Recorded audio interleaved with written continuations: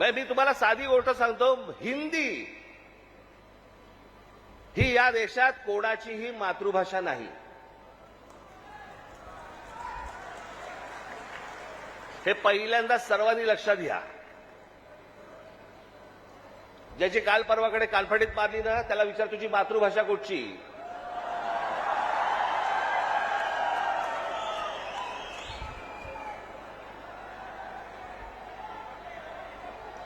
अहो, हिंदी ही इकडच्या तिकडच्या सगळ्या कडबोळ्यातनं तयार झालेली 100-200 वर्षापूर्वीची भाषा.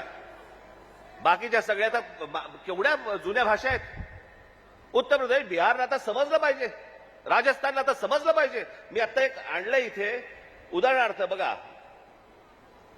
हिंदी या भाषेमुळे हिंदीने किती भाषा मारल्या, तर जवळपास 250च्या आसपास भाषा मारून टाकल्या.